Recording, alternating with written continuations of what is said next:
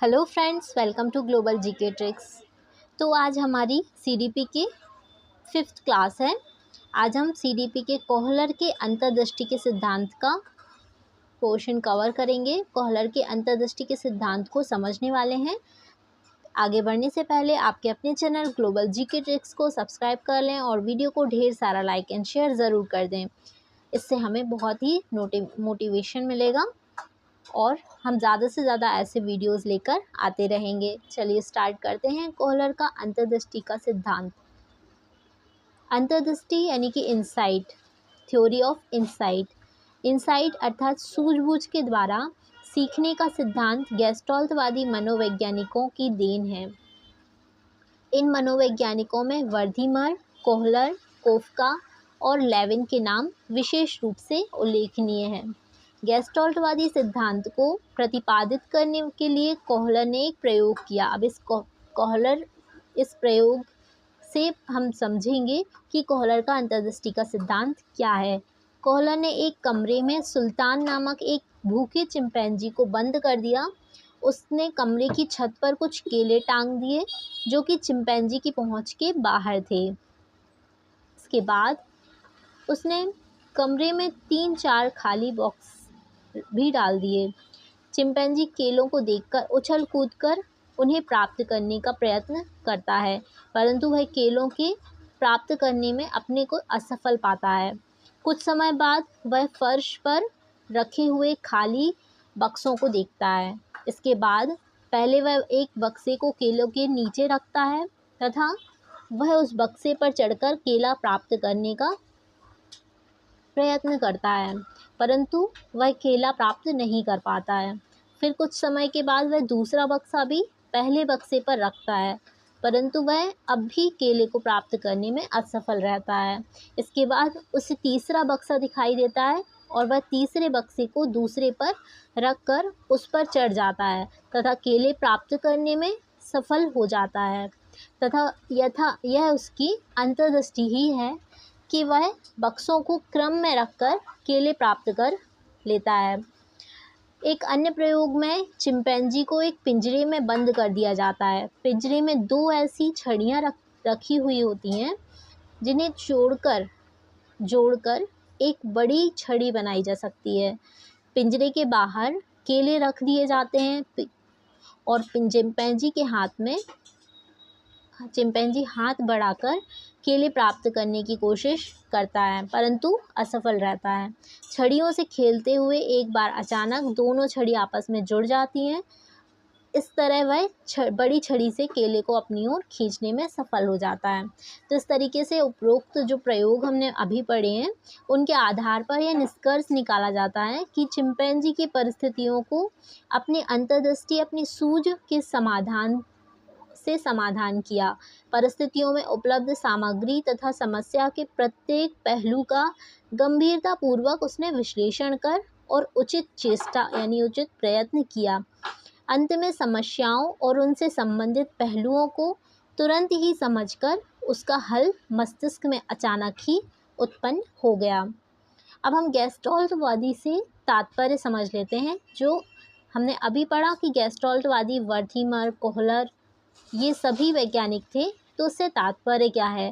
Gestalt एक German शब्द है जिसका अर्थ है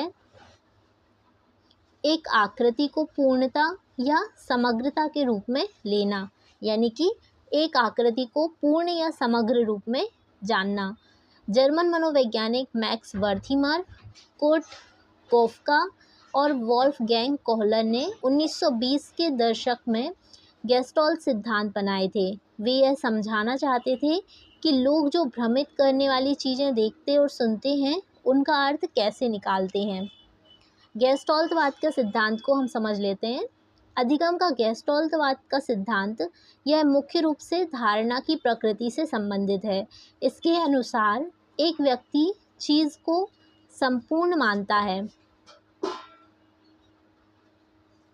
एक वस्तु को एक क्षेत्र के भीतर एक संबंध के रूप में माना जाता है जिसमें वह वस्तु और उसकी जटिल पृष्ठभूमि शामिल है। इसमें उनके पूर्व अनुभव और उद्देश्य शामिल होते हैं। सीखते समय एक शिक्षार्थी हमेशा स्थिति को समग्र रूप में मानता है और विभिन्न संबंधों को समझदारी से देखने और उनका मूल्यांकन करने के बाद उचित निर्णय लेता है। इसका अर्थ है कि गेस्टोल्टवाद का जो सिद्धांत है वो मूल रूप से प्राकृतिक रूप से संबंधित है। अर्थात एक व्यक्ति जो चीज़ को जिस तरीके से संपूर्ण रूप से मानता है और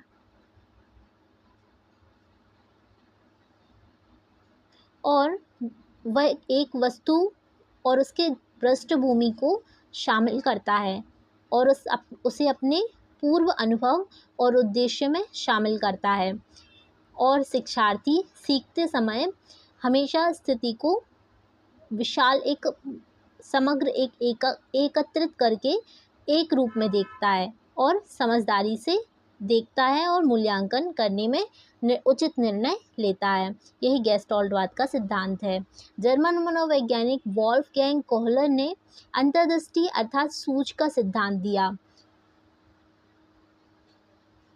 वह यह सिद्धि करना चाहते थे कि अधिगम संज्ञानात्मक कार्यविधि है। कोहलर का अंतर्दृष्टि द्वारा सीखने का सिद्धांत उनका सिद्धांत सोच और अलग अलग मानसिक प्रक्रियाओं की व्याख्या करता है और यह बताता है कि वे व्यक्तियों में सीखने के लिए आंतरिक और बाहरी कारकों से कैसे प्रभावित होते हैं। मतलब व्यक्ति सीखने के आंतरिक और बाहरी कारकों से कैसे प्रभावित होता है।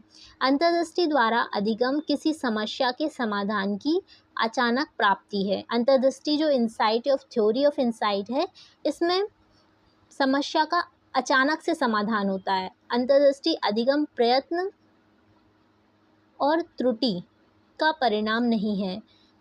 यह एक पर्यावरणीय उद्दीपक यानी कि स्टिमुलेटर है। पर्यावरणीय एक उद्दीपक है या किसी और द्वारा समस्या को हल करने का प्रयास करने का परिणाम नहीं है। या तो उद्दीपक नहीं है, ना ही यह समस्या को हल करने के प्रयास करने का परिणाम है।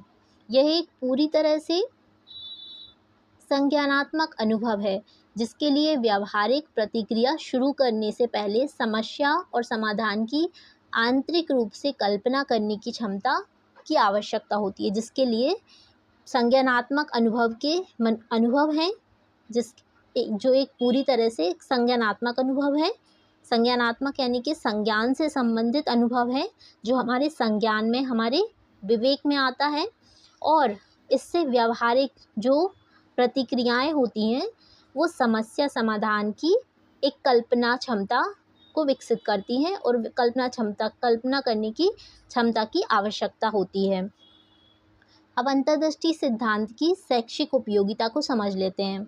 जब कुछ पढ़ाया जाए अथवा कुछ सीखने के लिए कहा जाए तो उसे अपने समग्र रूप में ही बच्चों के सामने प्रस्तुत किया जाए।